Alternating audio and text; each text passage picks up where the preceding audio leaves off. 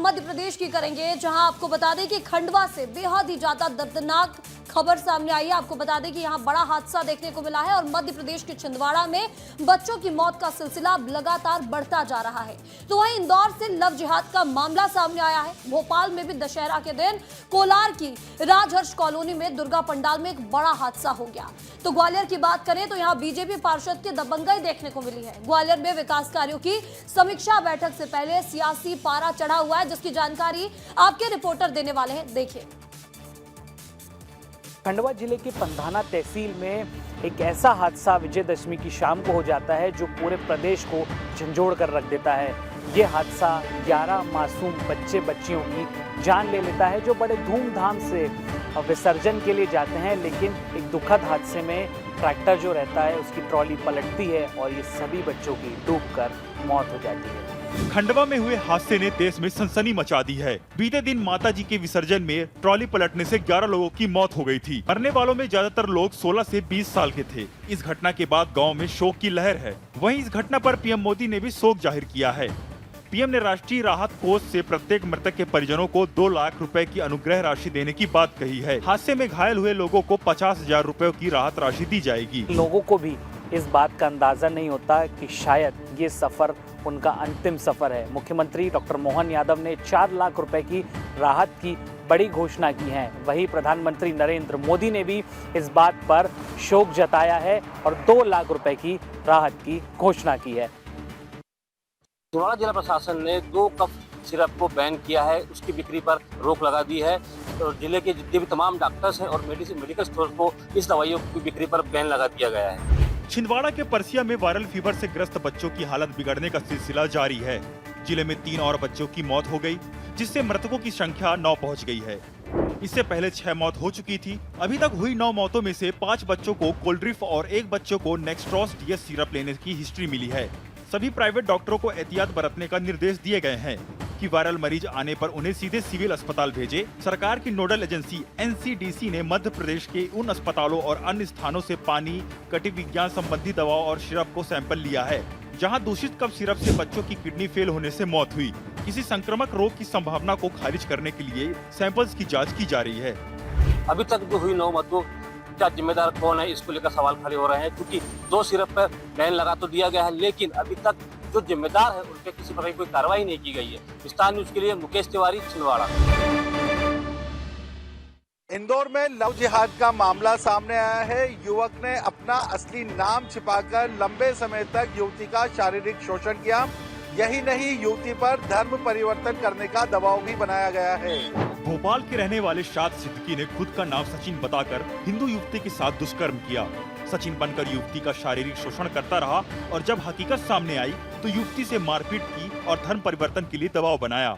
आरोपी युवती के फोटो वीडियो वायरल करने की धमकी देता रहा। पीड़िता ने आपत्ति ली तो खुद को मछली परिवार का सदस्य बताकर धमकाने लगा। शाद सिद्दीकी ने पीड़िता का मोबाइल और जेवर भी ले लिए, जिसके बाद किसी तरीके से युवती ने हिम्मत जुटाई और शाद के खिलाफ केस दर्ज किया।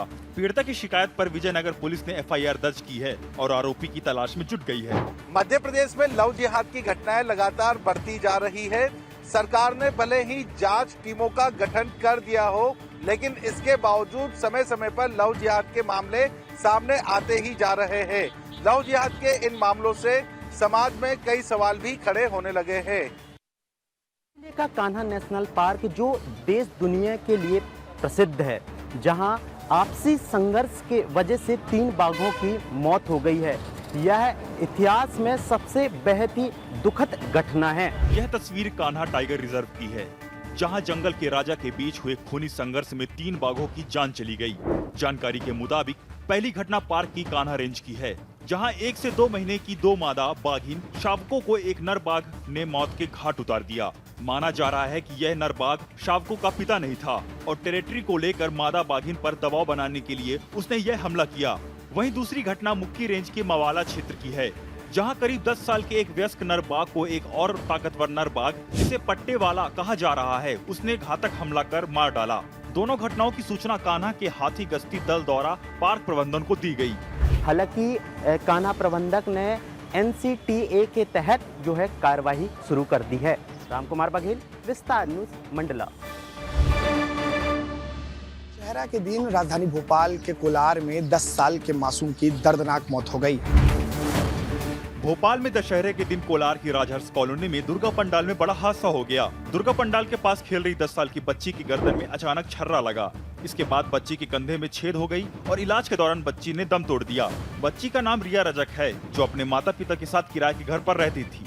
घटना के बाद पूरे कॉलोनी में मातम पसरा हुआ है। इन सब के बीच परिजन को शक है कि ये कोई आम छर्रा नहीं बल्कि एयर गन से चला बुलेट फायर है। इस घटना के बाद पूरा सस्पेंस बना हुआ है। अब पूरे मामले की जांच कोलार पुलिस कर रही है। अचानक से छर्रा लगता है कंधे पे और फिर यहाँ पर कंधे पर छेद हो जाता है और फिर ब्लडिंग होने लगती है, जिसके बाद रिया की मौत हो जाती है। पुलिस पूरे मामले की जांच भी जुटी है, लेकिन ये मिस्ट्री कब सुलझेगी ये देखने वाली बात होगी। कैमरा पर्सन नागेंद्र के साथ अनमोल तिवारी, विस्तार न्यूज़। ग्वालियर में बीजेपी पार्षद की दबंगई देखने को मिली है। पार्षद इतने बेकाबू हो गए कि सुरक्षा कर्मियों पर तू तोड़ा करने बैठे। अब बीजेपी पार्षद का ये वीडियो खूब वायरल हो रहा है।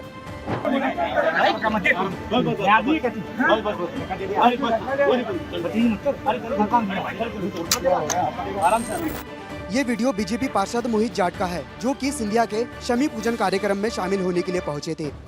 लेकिन बीजेपी पार्षद मोहित जाट का पूजन कार्यक्रम में सुरक्षा कर्मियों के साथ विवाद हो गया, जिसमें वे पूरी तरह से बेकाबू हो गए और सुरक्षा कर्मियों के साथ बदसलूकी करने लगे। वीडियो में साफ तौर पर सुना जा सकता है कि वे सुरक्षा कर्मियों का मुंह तोड़ने की बात कह रहे हैं।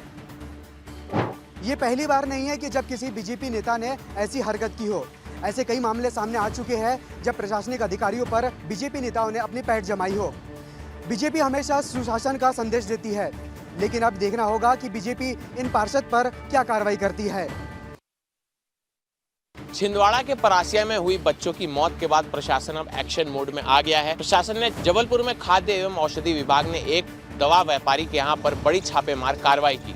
कटारिया फार्मास्यूटिकल्स पर ड्रग कंट्रोल विभाग ने छापा मारा है, जिसका कारण छिंदवाड़ा में कफ सिरप पीने से 9 बच्चों की मौत का मामला है। ये कफ सिरप जबलपुर के कटारिया फार्मा द्वारा सप्लाई किया गया था। ड्रग विभाग की सैंपल की जांच में सामने आया है कि ये विवादित cough syrup distributor Kataria pharma से केवल मध्य प्रदेश के छिंदवाड़ा जिले में ही सप्लाई की गई थी।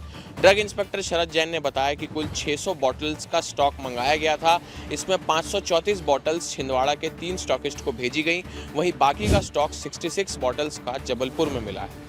जबलपुर के कटारिया फार्मा पर छापामार कार्रवाई में 16 बॉटल सैंपल के रूप में जब्त की गई हैं, जबकि 50 बॉटल फ्रीज की गई हैं। इस जांच में ये सामने आया है कि कटारिया फार्मा से और किसी भी जिले में इन कफ सिरप की सप्लाई नहीं की गई है। अब देखना ये होगा कि प्रशासन इस नेटवर्क का कितनी जल्दी खुलासा कर पाता है। छिंदवाड़ा से विस्तार न्यूज के लिए मैं आनंद सिंह, धन्यवाद।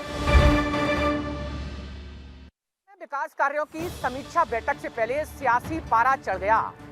केंद्रीय मंत्री ज्योतिरादित्य सिंधिया की अध्यक्षता में हो रही बैठक से पहले कांग्रेस विधायक सतीश सिकरवार नाराज होकर बैठक स्थल से वापस लौट आए। ग्वालियर कलेक्ट्रेट में आज विकास कार्यों की समीक्षा बैठक थी। बैठक की अध्यक्षता केंद्रीय मंत्री ज्योतिरादित्य सिंधिया कर रहे थे, लेकिन बैठक शुरू होने से पहले ही मामला गर्मा गया। कांग्रेस विधायक सतीश सिकरवार बैठक छोड़कर वहां से रवाना हो गए। नाराजगी की वजह तहसीलदार कुलदीप दुबे का व्यवहार था। दरअसल तहसीलदार ने विधायक सतीश सिकरवार को मुख्य गेट से भीतर जाने से रोक दिया और उन्हें दूसरे गेट से एंट्री के लिए कहा। इसे लेकर कांग्रेस विधायक ने कड़ा ऐतराज जताया और बिना बैठक में शामिल हुए गाड़ी में बैठकर निकल गई।